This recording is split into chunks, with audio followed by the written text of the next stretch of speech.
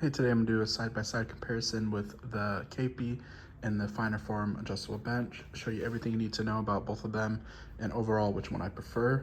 So first off, the Keppi I've had for just about 2 years now, and the finer form I've had just over a year. So I've had more experience using this Keppi bench, but let's first talk about some of the similarities and differences.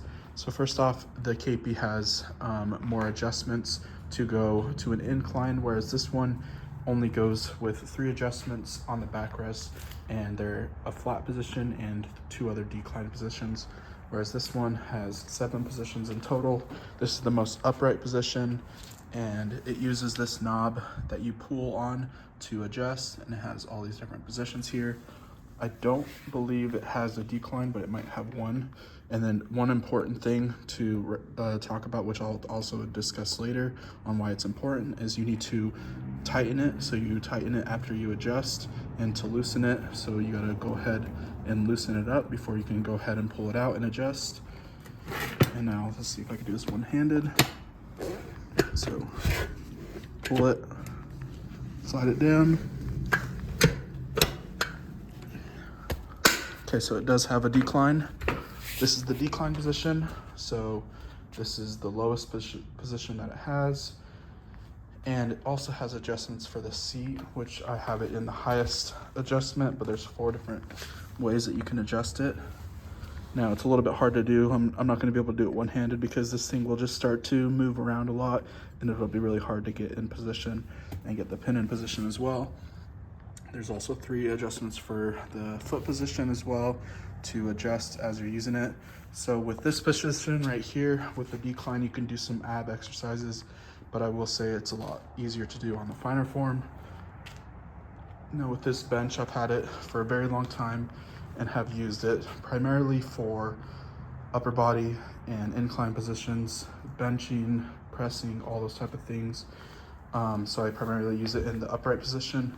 The feet as well are like flat, and for this side you can actually use these to adjust. If you're on like unstable, you can actually lift them up by twisting these.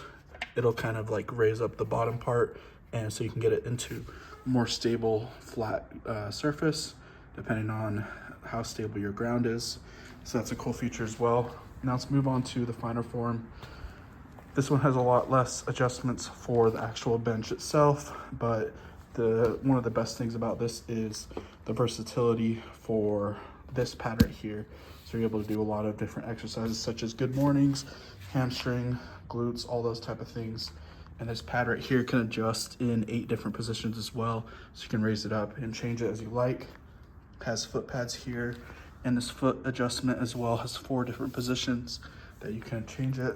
So what I use this for primarily are good mornings and different exercises as such. So you can go ahead, put your thighs against these pads right here, and then you basically just go down, and you can go really low, especially with the pad at a decline, but even with it flat, you can go really low.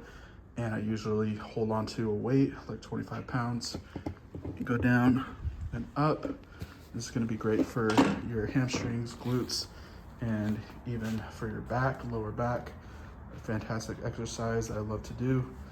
You can also remove this pad completely if you want, so you can just take it out. There's hand rests that you can rest your hands on.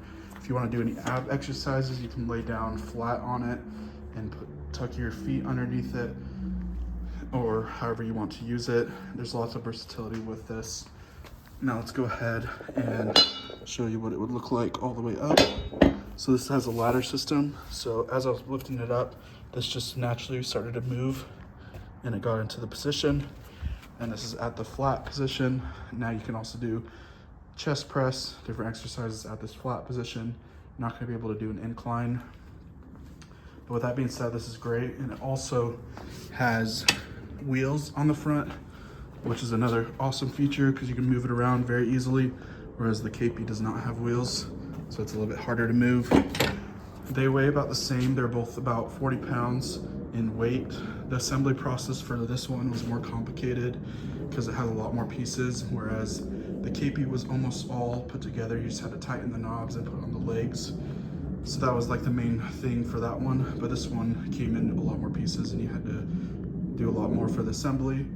But I will say this one I use a lot more for exercises. And going back to what I was talking about earlier, this important thing with the knob has been something that I forgot. And one of the times I was using it on my cable machine, and I had it in the upright position, and I was just doing presses with it, not with a heavy weight, and it moved back on me. So it wasn't locked in because I didn't twist the knob all the way, and the bench just collapsed from like not a completely up position to the flat, but just like 1 or 2 notches went down. And it was a very scary moment because I didn't have it fully locked in. So that's super important to make sure you lock it in by twisting that knob. And since that happened, that has scared me for even trying anything like relatively heavy with this bench. So I primarily just use it as a seat for my cable machine for lat pull downs and those such things, and use it for light weights for different exercises. So being extra safe and cautious with that one. So for those reasons, I would have to go with the finer form being my preference. It's a lot of versatility with this. It's a great bench, very stable and sturdy, and I've been loving it.